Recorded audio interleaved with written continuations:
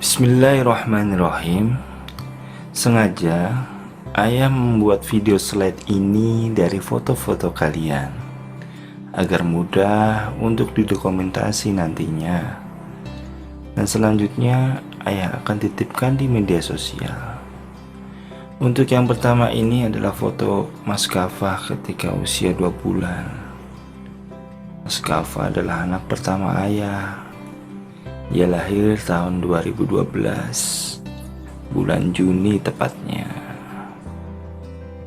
Alhamdulillah Mas Kafah tumbuh dengan cepat. Saat itu kami tinggal bertiga, yaitu ayah, bunda, dan Mas Kafah tentunya. Dan saat itu kami tinggal di rumah peninggalan Mbah Putri yang ada di Wirapratama, Banjarbaru.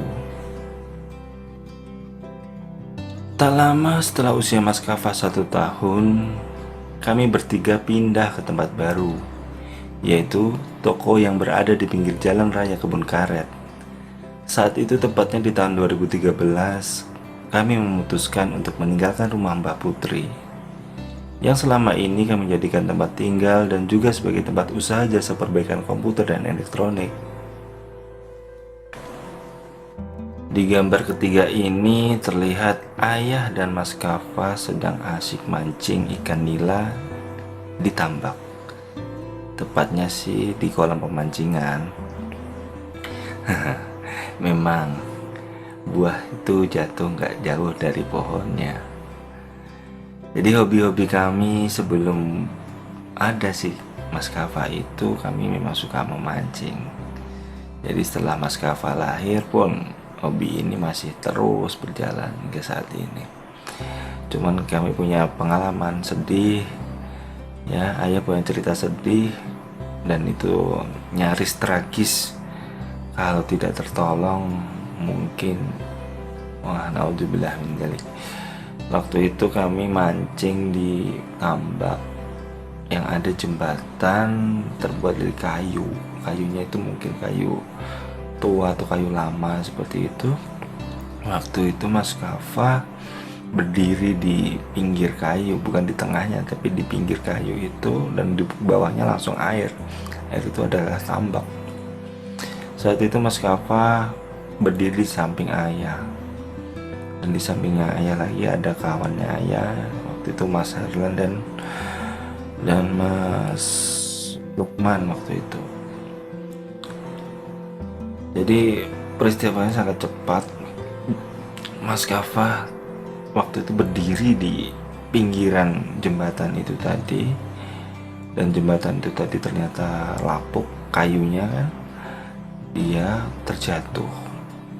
Saat terjatuh itu Mas Lukman dan Mas Harlan dia respect, dia megang kakinya dan bajunya Mas Kafah saat kecebur di kolam itu. Nah, di situ ayah juga punya pengalaman dulu waktu ayah kecil. Adiknya ayah juga pernah kecebur seperti itu, cuman di dalam gentong air yang besar. Nah, treatment yang pertama dilakukan itu waktu itu adalah membalik badan si adiknya ayah. Jadi waktu dulu adiknya ayah itu kejebur di gentong itu, langsung seketika badannya dibalik, jadi kaki ditaruh di atas gitu, kepalanya di bawah, dengan tujuan supaya airnya tidak masuk ke paru-paru mungkin ya, supaya airnya keluar dari mulutnya dan hidungnya. Alhamdulillah saat itu dengan tindakan cepat itu ada ayah selamat. Nggak taunya terjadi pada anak ayah sendiri, yaitu Mas Kafah. Saat itu ayah sigap memegang kakinya Kafah, langsung ayah balik kan, kakinya di atas, kepalanya di bawah, kayak jam monyet gitu. Cuman kondisinya saat itu bener-bener tegang dan panik. Cuma bisa berdoa, ya Allah selamatkanlah Kafah, selamatkanlah Kafah ya Allah. Alhamdulillah setelah dibalik seperti itu, Mas Kafah tidak merasa apa-apa, katanya baik-baik aja. Dan ya biasa, bajunya basah kuyup, cuman aktivitasnya masih biasa, itu tidak ada yang seperti terminum air atau apa gitu. Alhamdulillah tidak terjadi apa-apa pada Mas Kafa. Itu cerita ayah tentang Mas Kafa mancing di kolam. Dan waktu itu nggak salah kejadiannya bertepatan di hari ulang tahunnya Bunda. Itu Mas Kafa ya. Di hari ulang tahun Bunda, Mas Kafa kecebur di kolam pancing dan hampir tenggelam. Kalau nggak itu tertangkap kaki dan bajunya sama Mas Harlan dan Mas Lukman itu. Nah, begitu ceritanya Mas Kafa ya. Selain memancing, Mas Kafa juga punya hobi, yaitu jalan-jalan katanya. Itu di foto ini terlihat Mas Kafa pakai poni, rambutnya masih agak gondrong. Ya sih, memang masih balita, belum sekolah waktu itu. Dia punya hobi jalan-jalan ke Giant katanya. Karena di Giant itu ada permainan yang dia sebut playground. Ada seluncuran, ada mandi bola, ada lompat-lompat. Mungkin dia sukanya di situ. Tapi sebelum pulang biasanya dia minta makan, makannya yaitu di di Giant Fried Chicken itu. Tapi anehnya yang dia makan bukan ayamnya, tapi kriuknya katanya. Memang mulai dulu Mas Kafa itu terkenal susah makan, jadi makanya sangat memilih dan memilah. Itu makanan andalan dia sih soto, ya kan, bakso atau pentolnya itu, dan ini ayam tepung kayak fried chicken seperti itu. Cuman tepungnya yang dimakan, ayamnya enggak. Itulah kisah Mas Kafa. 2 tahun berjalan, tepatnya di tahun 2015, alhamdulillah ayah dan bunda dikaruniai 1 anak perempuan. Ya, yaitu adiknya Mas Kafa sih. Namanya Ashifah Kalemyati. Nah, di ujung namanya itu ada Kalemyati. Secara grammar Inggris, secara pengucapan Jawa Kalemyati. Emang agak unik ini namanya. Dan di sekolah pun dia dipanggil Kalem. Di tahun 2017 masih usia kecil ya, 3 tahunan, 2,5 tahun kemungkinan. Dia minta sekolah karena dia melihat masnya sekolah. Dia minta di sekolah di PAUD. Waktu itu gurunya kaget, siapa namanya? Nah, ya bilang Kalem. Iya Kalem. Masa Kalem Pak? Iya namanya Kalem. Cuman secara grammarnya CALM. Kalemyati. Itulah sedikit cerita tentang Kalemyati, adiknya Mas Kafa. Waktu kecil dikira itu sekilas ya, kalau orang nggak tahu itu kayak cowok, karena memang perawakannya besar badannya, matanya sipit dan rambutnya kan ikal gitu, jadi agak ganteng, sering disebut si Aldi. Ini si cowok ganteng padahal dia cewek, Kalemyati. Nah, ini nanti saya coba cari beberapa video atau foto waktu si Kalemyati ini masih ganteng. Oh iya, si Kalemyati ini gak lama setelah dia lahir, si bunda hamil. Jadi dia sudah menyiapkan diri untuk menjadi kakak, menyiapkan diri di usia 2,5 tahun dia sudah punya mindset bahwa aku ini akan jadi kakak. Entah kenapa Saja itu tidak tahu kalau dia bakal punya adik, dia nggak mau dipanggil namanya Kalem gitu, enggak, tapi dipanggil mintanya kakak. Jadi waktu dia di sekolah pun dia menyebut dirinya siapa, kakak seperti itu. Cuman tetap teman-teman dan gurunya memanggil dia Kalmiati. Mana si Kalem? Cuman kalau di rumah, bahkan si Mas Kafa pun memanggil si Kalmiati ini ya kakak, seperti itu. Dan waktu yang ditunggu pun tiba. Si kakak Kalmiati akhirnya punya adik. Alhamdulillah ya, dikaruniai satu anak perempuan lagi yang ayah kasih nama Lotus Shakira. Lotus Shakira. Jadi dari kata dasar lotus dan Shakir.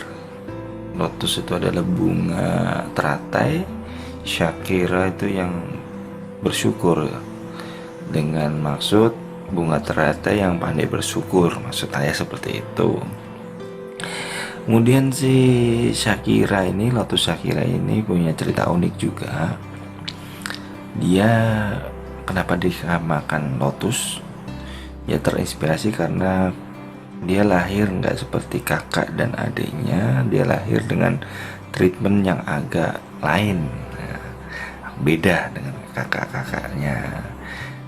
Waktu itu ayah dan bunda dapat ilmu baru tentang lotus birth.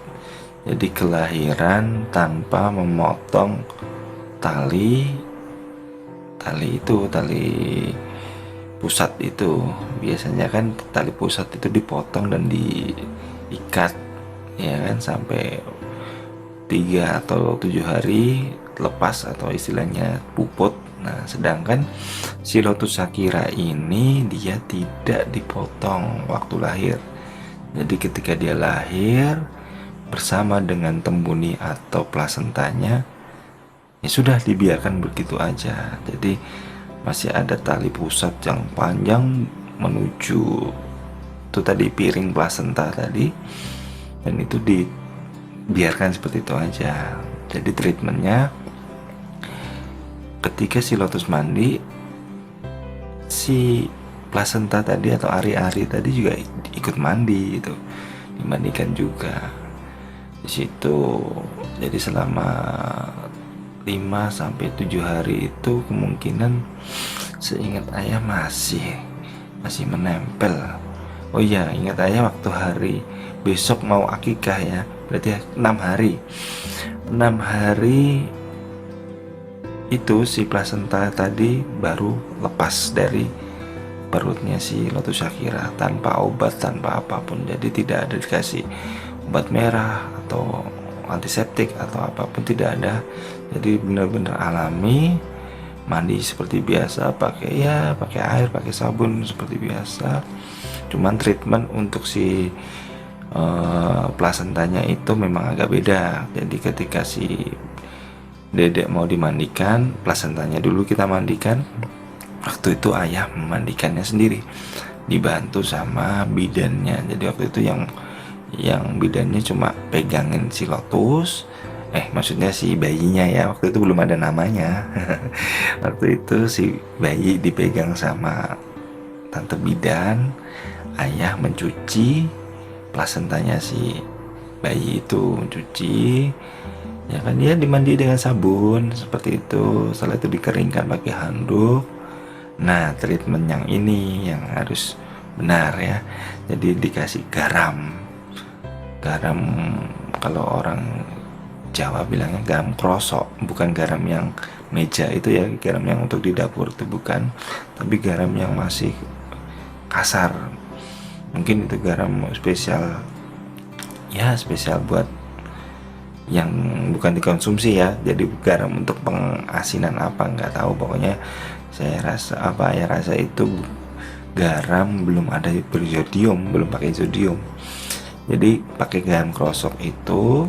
Kemudian si plasentanya ditaruh di pertama kita gelar dulu pakai pet ya. Pet itu kan semacam tisu tebel itu, cuman dia biasanya petnya itu spesial, yang biasa untuk orang-orang melahirkan itu ya kayak popok, cuman dia beda, jadi namanya pet. Di situ kita kasih garam secukupnya kan. Habis itu si plasenta tadi kita susun di atasnya, kasih minyak wangi tentunya, supaya kan memang agak bau ya plasenta itu karena sudah kena angin beberapa hari gitu. Kita kasih itu tadi minyak harum, minyak wangi, parfum. Nah setelah itu kita bungkus rapi, kita masukin ke dalam tas. Nah si plasenta itu juga punya tas khusus waktu itu, belikan tas kecil ya seperti dompet gitulah, dimasukkan ke situ. Nah setelah beres tadi memandikan si plasenta, kemudian si dedeknya baru kita mandiin, si bayi. Pas hari ke-6 lepas deh itu plasenta sama talinya tadi ke pusatnya si adek bayi tadi, lepas. Masuk hari ke-7, ayah mulai bingung, ini anak mau dikasih nama siapa si dedekmu ini. Jadi waktu itu ayah bingung, ayah telepon mbah minta nama, telepon Pak D-nya ayah ya, minta nama. Pak D-nya ayah bilang yang berhak ngasih nama ya bapaknya gitu. Nah, mungkin karena yang lebih bingungan, akhirnya diskusilah sama bunda, dapatlah nama sesuai dengan treatment atau metode dia lahir, yaitu Lotus. Kita pakai kata dasar itu dulu, Lotus. Kemudian dapat tambahan lagi dari Mbah Kakung yang ada di Jawa, katanya kan ini lahirnya bulan Syawal, maka dikasih nama Syawal Husnayan. Jadi alhamdulillah pas hari ke-7 itu 6 ya, maksudnya 6 menuju ke-7 itu sudah ketemu rangkaiannya, cuman belum jadi sempurna. Di pagi hari ke-7 waktu ayah mau menyembelih kambing ya, waktu itu akikahnya si Lotus Shakira itu kambing seekor karena dia cewek. Waktu itu pagi, bunda dan ayah menulis di sari kertas, ini namanya siapa ya baby kita ini ya. Akhirnya kita rangkai-rangkai, ketemulah nama Lotus Shakira Syawal Husnayan. Jadi nama Lotus Shakira dari ayah dan bunda, Syawal Husnayan dari Mbah Kakung yang ada di Jawa waktu itu. Ya itulah cerita sedikit tentang keunikan proses kelahirannya Lotus Shakira. Nah, semoga cerita ayah ini bisa menginspirasi kalian nanti di masa depan ya. Jangan lupakan ini perjuangan ayah dan bunda serta orang-orang yang menyayangi kalian.